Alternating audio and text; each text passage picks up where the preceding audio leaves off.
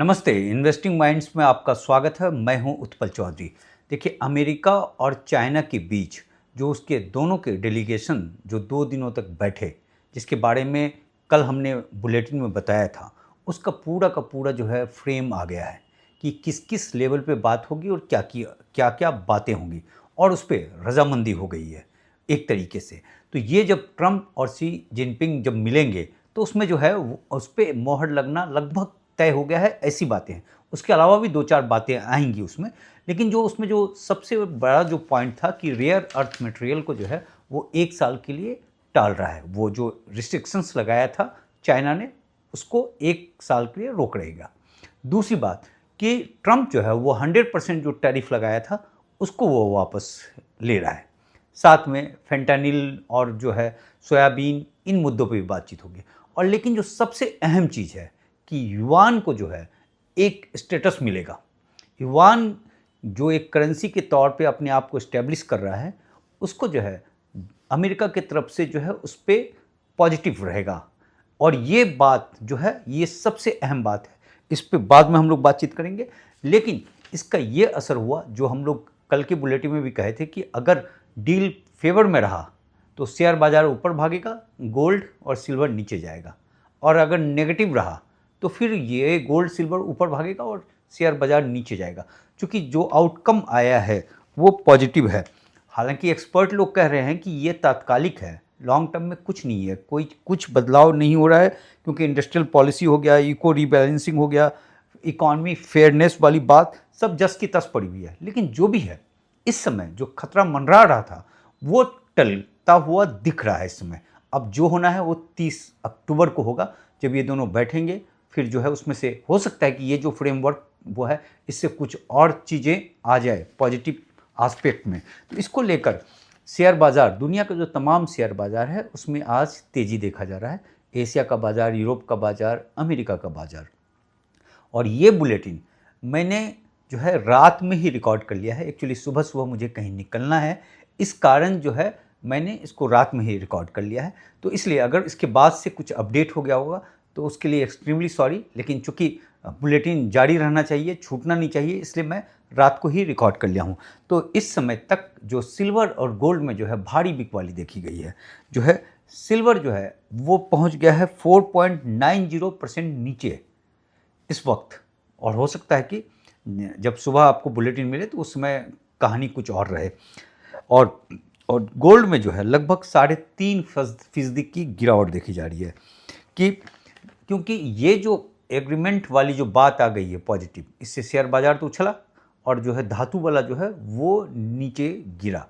और इसमें risk on sentiments बढ़ने से जो है सोना और चांदी का मांग जो है वो कम हो गया है। और सोना जो है नवंबर 2024 के बाद सबसे ख़राब हफ्ता रहा था पिछला, और उसके बाद से ये खबर आ गई। तो ये हफ्ता भी जो है उसी तरीके से लग रहा है कि यहाँ पे प्रेशर रहेगा दोनों के बीच में। और इसमें जो चीज़ें देखी जा रही है, जो सबसे पॉजिटिव बात है गोल्ड में कि जो स्ट्रक्चर है उसका, जो खरीदार जैसे सेंट्रल बैंक हो गए, ये लोग जो है नहीं बेच रहे हैं, या चीन में जो ETF में निवेश किए हुए हैं वो नहीं बेच रहे हैं। ये एक थोड़ा सा पॉजिटिव है। और गोल्ड ETF में भी एक ठहराव देखा जा रहा है, लेकिन सिल्वर में वो ठहराव नहीं है। लेकिन सोना के लिए जो है आने वाले समय में एक अच्छी खबर होगी, और वो आने वाला समय कोई ऐसा नहीं है कि तुरंत 5-6 महीने 1 साल के बाद भी हो सकता है। वो उसमें बात ये है कि जो युआन को लेकर ये हुआ कि युआन को एक करेंसी के तौर पे, अंतर्राष्ट्रीय करेंसी के तौर पे इस्टेब्लिश किया जाए। और उसके लिए ये जो अभी जो मीटिंग हुई उसमें एक उसकी झलक मिली है।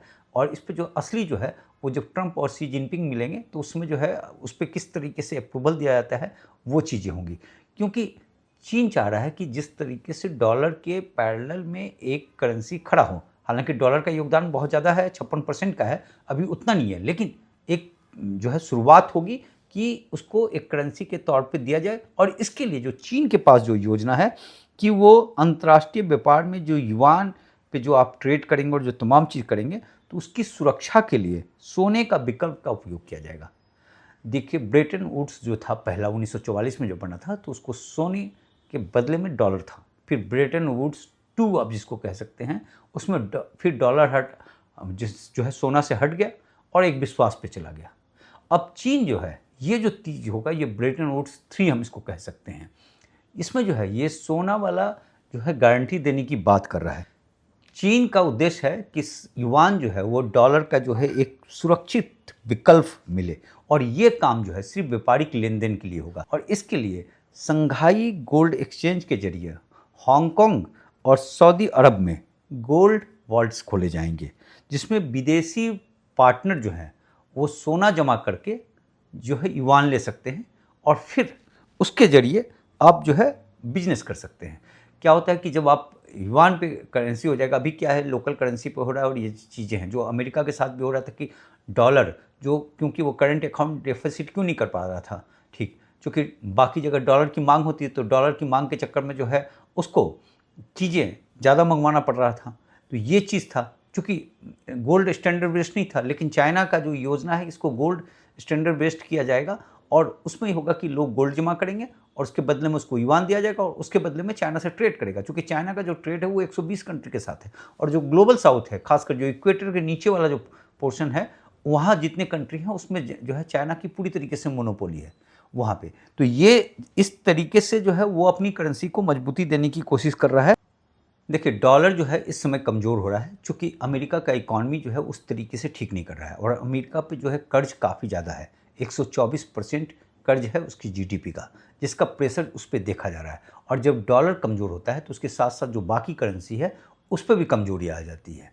तो इसके लिए चाइना का योजना है कि युआन को जो है एक पैरेलल खड़ा किया जाएगा, ताकि जो है जो डॉलर के कारण जो चीज़ें दिक्कत होती है, जो सारे करेंसी जो प्रभावित होते हैं, वो जो है युआन में चूँकि गोल्ड से लिंक किया जाएगा, इसलिए उसमें स्थिरता होगी। ये होगा कि आने वाले समय में गोल्ड का मांग जो अभी सेंट्रल बैंक जो खरीद रहे हैं वो मांग और बढ़ जाएगा, और जो है और सब बट नेचुरल सी बात है कि सब लोग अपने करेंसी को मजबूत करने के लिए गोल्ड का सहारा लें। ये जो योजना है ये 2300 टन वाले गोल्ड पे होगा नहीं, तो यानी चाइना ने ठीक ठाक गोल्ड जमा कर लिया है, और जैसे ही जो गोल्ड से लिंक करेंगे युआन को तो गोल्ड का मांग बढ़ जाएगा।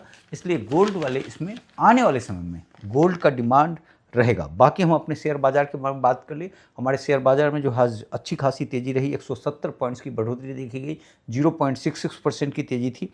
जो है सेंसेक्स में 566 पॉइंट की तेज़ी रही, और मिड कैप, स्मॉल कैप और पीएसयू सब में जो है 0.80 से लेकर 0.95 तक की बढ़ोतरी देखी गई, और जो 25,900 जो है वो इमीडिएट सपोर्ट बन गया है जो है। और अब मार्केट में जो लग रहा है कि बुल जो है वो एक्शन में है पूरी तरीके से।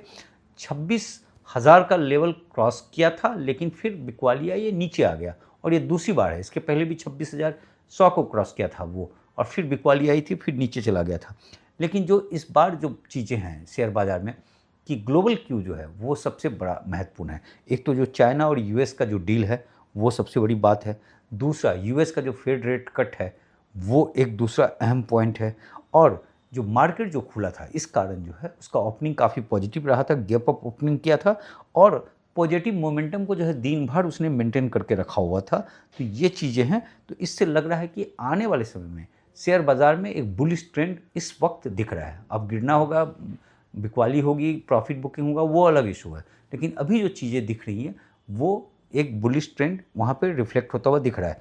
बाकी एफआईज़ की जो है बिकवाली रही 55 करोड़ की, बहुत कम बेचा उसने, और डीआईज की खरीदारी रही 24,092 करोड़ की खरीदारी रही।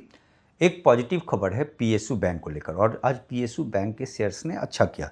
अगर आप देखें पूरे पीएसयू बैंक का जो परफॉर्मेंस रहा वो 2.76% का रहा। इसमें जो सबसे बड़ी बात है कि सरकार एक योजना बना रही है, ये वित्त मंत्रालय और आरबीआई इस चीज़ पे अभी मंथन कर रहे हैं, और काफ़ी छनकर खबर आई है, जैसा कि खबरें आई हैं कि यहाँ इस पर रजामंदी हो जाएगा कि सरकार जो है पीएसयू में जो विदेशी निवेश है उसको बढ़ाकर 49% करना चाह रहे हैं, और 51% सरकार के पास रहेगा, 49% वो विदेश वाले को जो है, जो भी बैंक आएंगे विदेशी बैंक, वो चाहें तो 49% तक अपना स्टेक ले सकते हैं। अभी सिर्फ 20% तक है। इसकी ज़रूरत इसलिए पड़ी कि बैंक के पास जो है अच्छे खासे पैसे आए, और पीएसयू बैंक को भी जो है बाकी जो प्राइवेट बैंक जिस तरीके से परफॉर्म कर रहे हैं उसी स्टैंडर्ड पे लाया जा सके, तो इसको लेकर योजना है।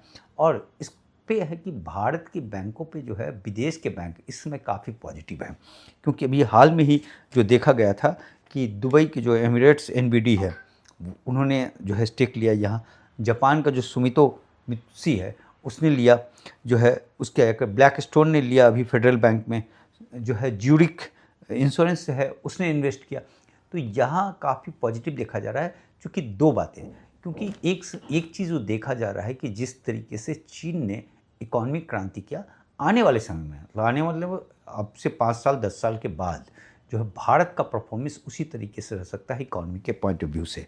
और यहाँ पे एक चीज़ जो देखा जा रहा है कि लोगों का उपभोक्ता का खर्च ठीक ठाक है, कंजम्पशन बहुत अच्छा है, अर्थव्यवस्था तेज है, 6.8% का ग्रोथ बताया जा रहा है, तेज शहरीकरण हो रहा है।